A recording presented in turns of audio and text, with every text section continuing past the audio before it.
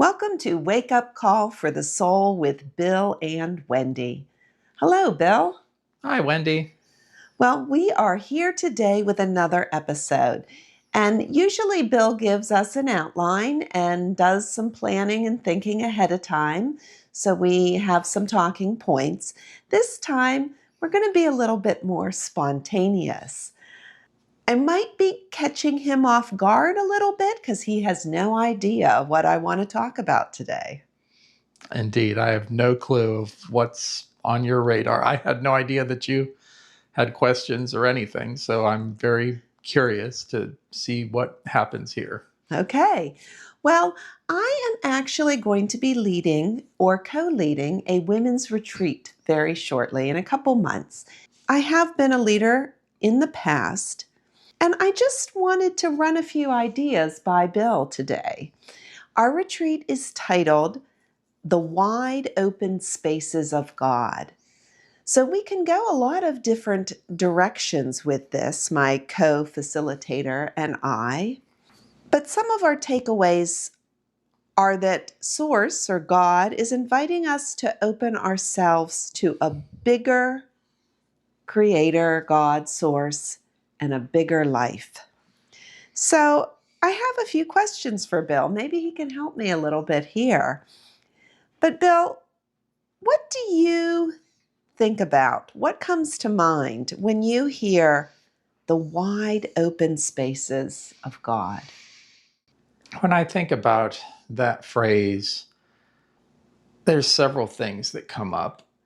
I mean, one is this idea of spaciousness that Source fosters an incredible spaciousness, a spaciousness within ourselves as beings made in the likeness of Source.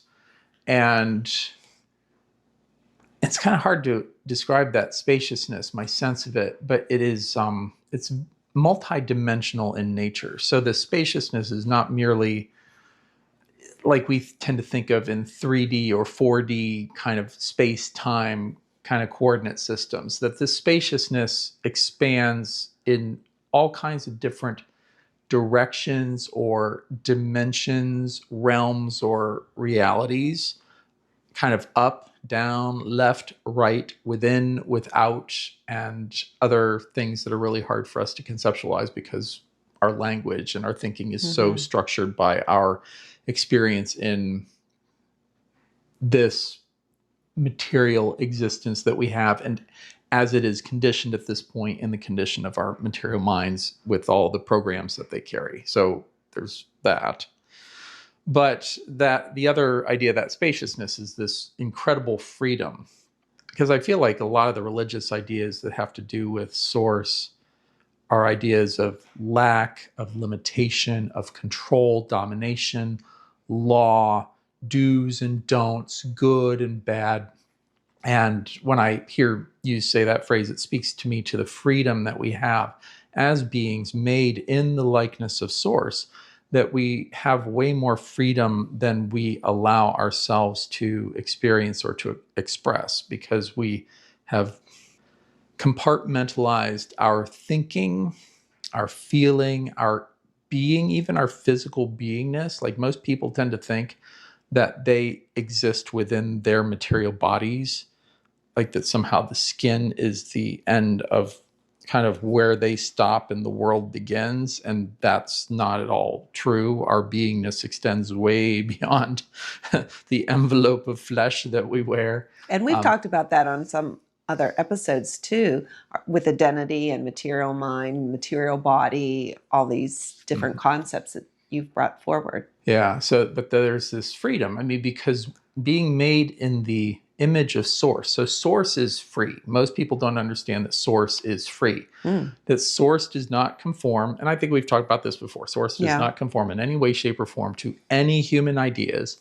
of who Source is, what Source is capable of, how far Source is willing to go to accomplish things, to do things, how patient Source is, but also how Source has this incredible sense of time, and given that Source has the ability to perceive all of the various cycles and rhythms within the flow of the expression of what we would call free will.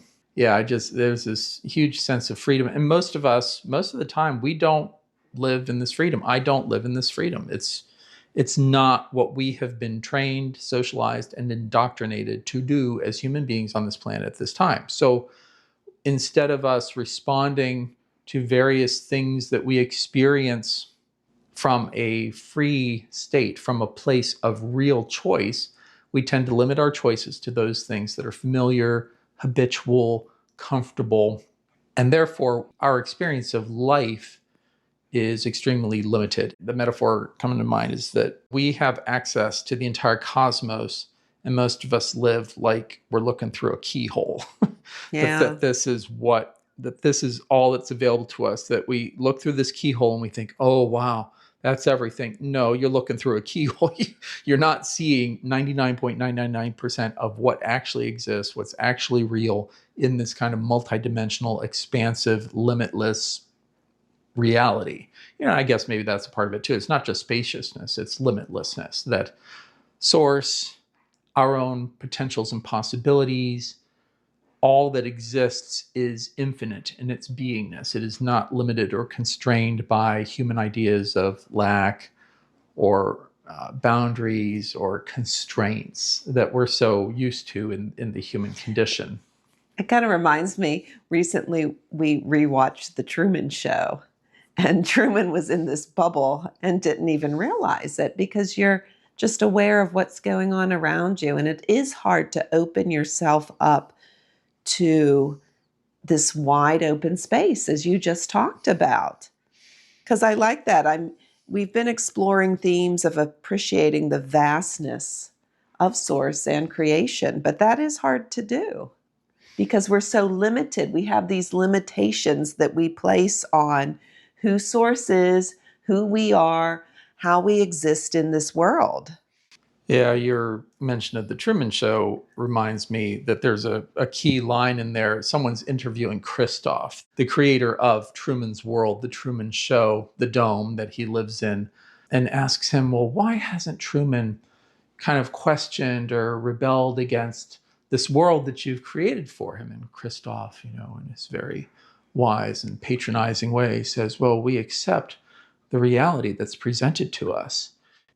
That's kind of the problem with the world right now, is that most of us right now, although more and more of us are waking up, most of us right now are accepting the world as it has been presented to us. But it's been presented to us in ways that are meant, just like Christoph is doing with Truman, to control, to dominate, to constrain, to keep within certain boundaries.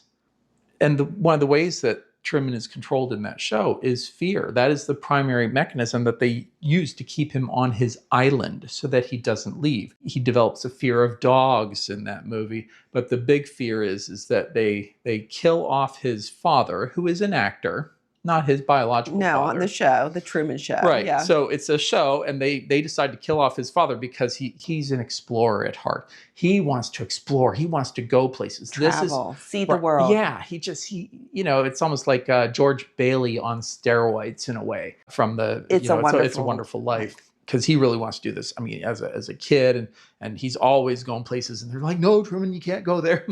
So he has the spirit of an explorer, but the way that they got him to stay on the island was they quote unquote killed his father in a boating accident, which was intended to create this significant fear of the water for Truman. And we see him addressing this fear.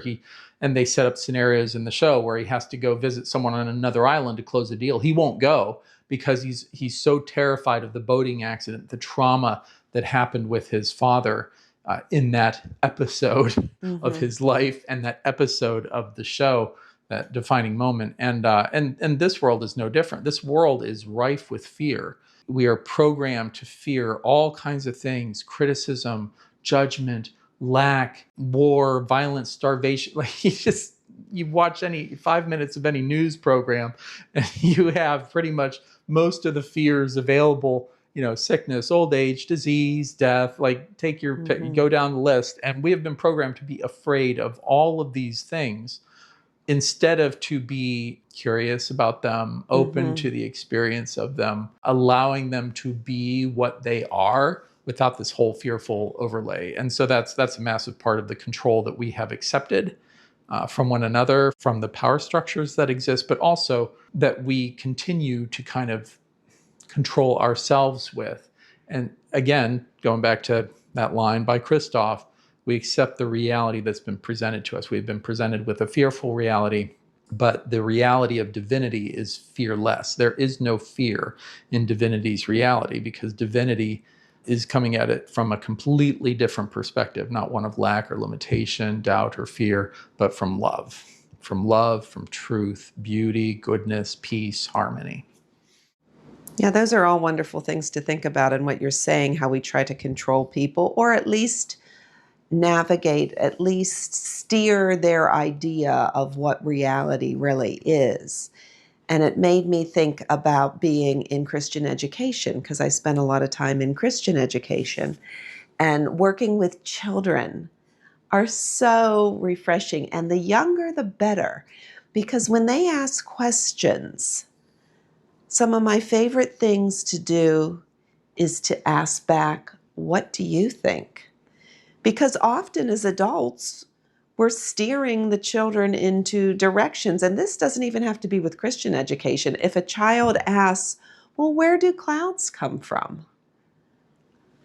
Asking the child, well, what do you think, is such a wonderful opportunity for even us as adults to open up our limiting beliefs, because unfortunately we have been raised and we're already have a lot of these ideas and beliefs about how the world is, when we really don't have a clue with most of it.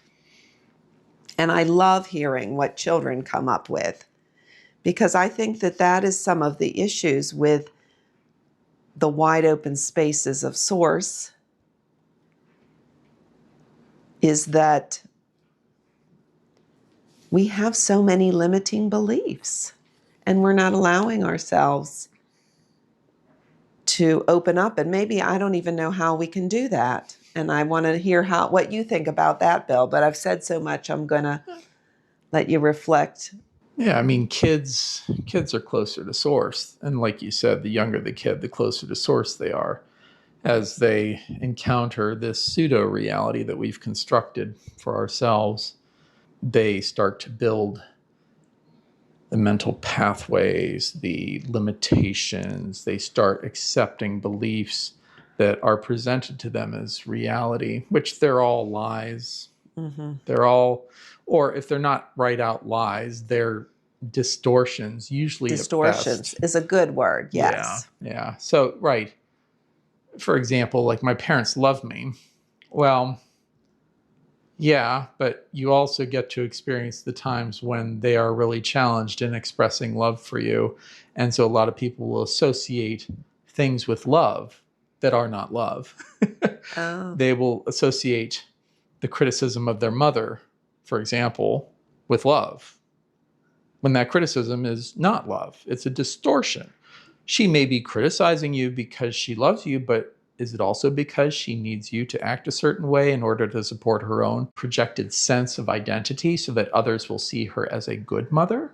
And the same for fathers, the same for teachers. Yeah. How many of us in our lives need the people in our lives to reinforce our idea of who we think we are, who we want to be, and who we don't want to be? I'd say it's pretty darn close to 100% on this planet at this time. And kids, right. And there's a passage from the Bible, of something, I don't remember where it comes from, but, and a little child will lead them. And even Jesus's own teachings, about children, you must become like a child to enter into the benevolent dominion of your Creator. These kinds of teachings and phrases speak to a lot of the truth that we really, as adults, we really should, to your point, Wendy, listen a lot more to kids, pay a lot more attention to kids, love kids more, accept kids more, and try to see things more their way, because they're usually much more right than we are. Because again, they're looking at things through their own unique, less indoctrinated perception. They haven't bought into the stories, and that's the thing. The Or human, what's possible, what's not. yeah, well, all those things, they're all stories. Like Mm-hmm. the human brain is wired to take in stories, to think about things in terms of stories of something happening, people doing things, actions being taken, emotions being attached to those things, outcomes being achieved or experienced. Like this is how our brains are wired. And kids are much more flexible in how they think of stories. I have this thing called the Creative Whack Pack, which has 36 cards to kind of boost creativity. And one of those cards, there's an image on it of a blackboard with a dot in the middle. And I can't remember what the card says about it, but the story that's told on the card is that there was a teacher who drew a spot on the blackboard and went to, I don't know, like middle schoolers or high school students and said, "What is that?" And they're like, "It's a dot on a blackboard." And the teacher's like, "Really? That's all that is?" Okay. And the teacher then takes that same image to a bunch of like first graders or something and says, "Well, what's the dot on the blackboard?" And the kids give like dozens and dozens of answers. It's a squashed bug. It's an egg that someone threw at the wall. It's a peephole. It's a keyhole. It's it's a little cloud in a cloudless sky. It's a star. It's the sun. Whatever. They're just going all off on this thing because they haven't yet been trained to see things literally all the time, that a thing is just a thing, that if this is this thing, that kids are much more open to the archetypal symbolic realm. Their imaginations are not as constrained, and that's, I have huge issues with the so-called education system because I consider it to be the imagination, discouragement, and intellectual curiosity diminishment system. It's perfectly designed to kill creativity, to diminish people's imaginative capacity, and to control people. Again, like what is more free than an imagination that can just look around and say, "Oh wow, this is like that, and this is like that. And what if we put those things together? And what if we do these things?" And our creativity has been so undermined by these systems, these ideas that they don't want people to be more creative. They don't want people to be smarter, because the more creative and smarter people are, the harder it is to control them.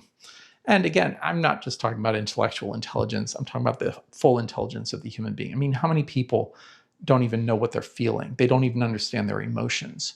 In my own way, I think I'm maybe more wired for that than a lot of people, but there's a lot of people who they don't actually know what they're feeling most of the time. Like they have no clue of what they're feeling. And we are taught from very early on to divorce ourselves, our minds, from our emotions, from our hearts, from our souls. I'm not aware that the so-called education systems really promote much in terms of soul perceptions or awareness or any of these things. So I'm sorry, I've really gone off here, but I guess you hit a spot there, honey. Well, it's also very interesting, and you've given me a lot to think about, Bill. And I wonder from your perspective, because I know, as we've just said, we put a lot of false self-imposed mental barriers or these false stories or narratives that we tell ourselves that really restrict who divinity is and maybe who we are. So I just wonder, what would you say is one of the most dangerous or popular of these limiting beliefs that we have regarding divinity? The first one that comes to mind, which will probably not come as a surprise if people listen to the prior episodes on this podcast, is the lie that we are separate from source. This idea that we don't come from source. There's people in this world who I don't know where they think they come from.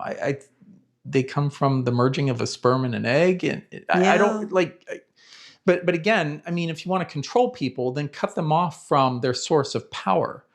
So I understand why people have these ideas. I mean, people who are obsessed with the material and the intellectual, these things can be very appealing or comforting in a way, maybe to them, because it creates this very tiny little box. Well, like, I exist because two sex cells came together and here I am. I am the product of a biological, chemical, hormonal process. That's a good one, though. The limiting belief that we are separate from source. Because that's really a wide open one, I would say, versus a smaller limiting belief that we often have. Yeah, I mean, because, well, and to me, every other limiting belief flows from that one. Because if I'm separate from source, then am I separate from other people? Am I separate from other life forms? Am I separate from this planet? Am I separate from other planets and star systems? And am I separate from the people on all these other planets and star systems? Am I separate from that which I cannot see or perceive with my material senses?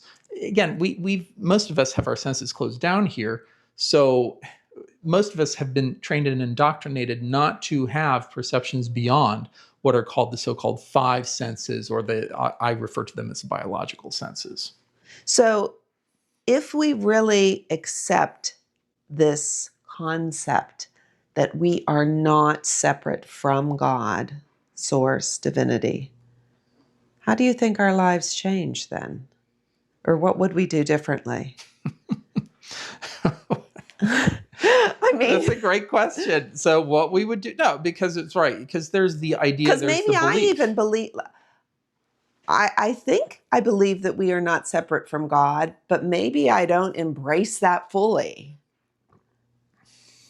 So how would our lives be different, or just even take one individual, say, that switch that perspective or really embrace that? How do you think their life would be different? And maybe you can speak from your own experience. So let's say that I'm talking to Okay. an adult human being on this planet at this time, someone who has up until this moment bought into the lie, the distortion, the story, whatever we want to call it, that somehow this very strange thing has happened where we got separated from the one from whom we come.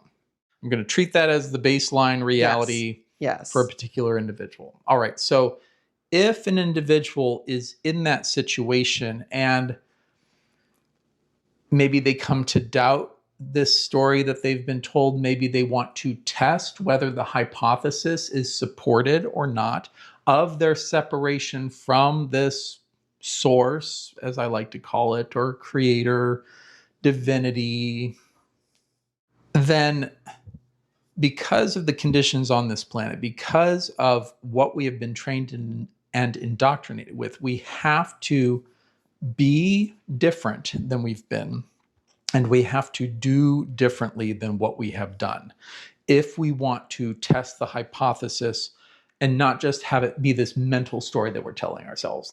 Okay, and so for me, I'm going back to an earlier episode, that my practice is to engage aspects of myself that I was not trained or led to exercise in my life, until I realized that I, in my own way, had made choices that created a false separation between myself and source, so that I could then seek to experience more of the truth of my oneness with source. And so that's where my practice of expressing desires from my deepest aspect to source, saying, source, I desire to experience your substance, your essence, what we'll call things like divine love or unconditional love, source love, that by expressing these things through regular practice, through the expression of heartfelt, soulful, deep centered desires, that then I can experience the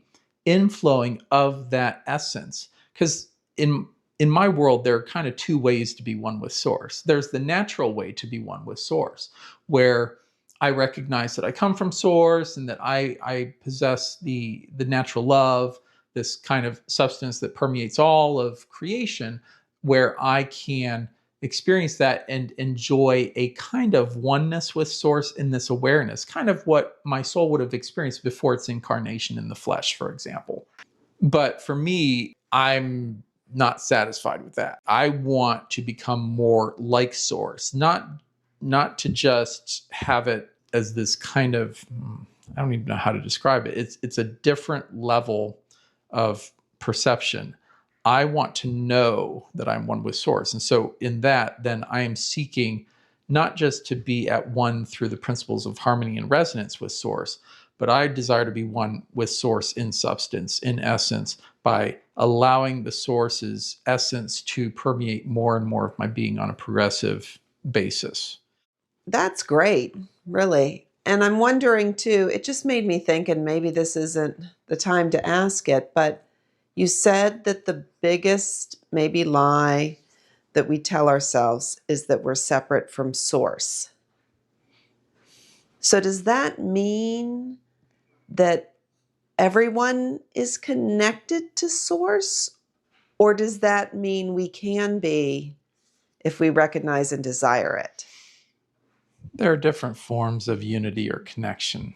So everyone has a Free fundamental will choice, connection. right? Yeah. I Free mean, will it's choice. like you think about it. I mean, you're a mother, you've given birth, you have a child who is seeking to grow and to develop, who is perceived as a unique individual from you. But what I've been told is that his cells are still inside your body. Like you and him in your own way are one. In a Connected. way, even that I'm not one with him because I'm his father. Like I didn't carry him within me, as a child. So you guys have a particular kind of oneness that I'm using as sort of a metaphor for source, that we all come from source. We all come from the womb of source. And so we all have this kind of stamp or this imprint from source in terms of who we are as a unique being made in the likeness of source. But beings who are born onto planets that don't have the kind of control structures and mechanisms that we have on this world, they can experience a lot of joy and enjoyment of their particular form of resonance with source, recognizing source as their origin. But for me, there's this other layer or level of oneness, which is, okay, that's awesome. And I'm just interested in that and more. And the and more for me is the seeking of this essence. There are also people born on planets where their whole civilization is based on acquiring more of this different or more expansive union with source. And so that's just what they do all the time. And for them, it's as natural as breathing. Whereas for us, we actually have to engage in what we'd call practices. We actually have to put more effort into it because we're attempting to overcome a gulf that our species has created over millions of years of our existence on this planet. Some of that knowingly, much of it unknowingly. We accept the reality that's presented to us that we are somehow separate from the one from whom we come. And that takes lots of different forms. So like this we've talked almost, about. because too, we get very limited from even some of the scriptures in the Bible. And I just want to read a favorite scripture of a lot of people because it talks about the unbreakable bond of God's love. And that's from Romans 8:38 and 39. For I am convinced that neither death nor life, neither angels nor demons, neither the present nor the future, nor any powers, neither height or depth, or else in creation will be able to separate us from the love of God that is in Jesus Christ our Lord. But you're even taking it a step further than that. You're not limiting your belief by that because it's not just the love of God, it's the unity and connection. Isn't that what you're saying? Well, if you go to First John, there's a famous verse in there, God is love.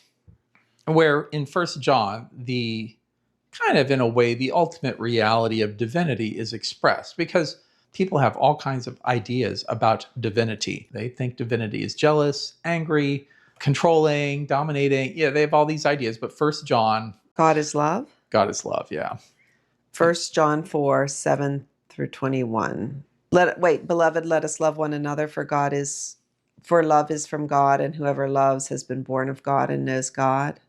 Anyone who does not love does not know God, because God is love. Paul in Romans and John in First John. We tend to think of love because we've been taught about separation and have accepted it. We think of love either as quote unquote just a feeling or as even a nice fluffy idea. But what they're talking about and what I'm talking about is we're talking about a divine reality that suffuses all of existence in lots of different ways. But one of the ways that that is done is through what we would call divine love, this substance that permeates all that exists, but that source does not force upon us, that it is a gift. And so therefore, to experience the gift, we have to want to accept the gift. And on this planet, it's really hard for a lot of people to accept that gift for a whole bunch of different reasons, some of which we talked about here. Yeah, I don't know if I would say what I'm saying is more expansive than what they're saying. I think when we tend to say and read words like love like that, we tend to have more limited ideas about it than the actual multidimensional reality of divinity's beingness in what we could use as a really paltry word of love in English. Yeah, so I think you've given me a lot to think about because I think your whole podcast over the years, Wake Up Call for the Soul, you have been encouraging people to expand their limited viewpoints and to open up to the wide open spaces that are all around us in all areas. Maybe not just in this conversation, but in all areas. So I got a lot out of this. Bill, is there anything else you think would be helpful to share with the listeners? I feel like this conversation in its own way has been a development maybe of some themes, ideas, and concepts from prior episodes. No, I encourage people to not accept the stories that we've been told and that we tell ourselves about who we think we are and are not, who we think source is and is not, what we think is and isn't real, because all of these stories and beliefs are limitations. At best, they can point us in the direction of truth and reality, like we've talked about in very early episodes. And at worst, they can lead us away from the truth of who we really are, where we really come from, who we come from, and what the possibilities and potentials are for our existence. And so, thank you, Wendy, for this conversation. I hope that this helps you with the development of your agenda for your women's retreat on the wide open spaces you of know, God. I go to you a lot of times when I'm working on these retreats. I enjoy that, yeah. And I love a good question, too. So You're good with questions. Thank you for helping me with that. My pleasure. Thank you. Until next time. Until next time. Thank you so much for listening to Wake Up Call for the Soul with Bill and Wendy. We look forward to you joining us next time.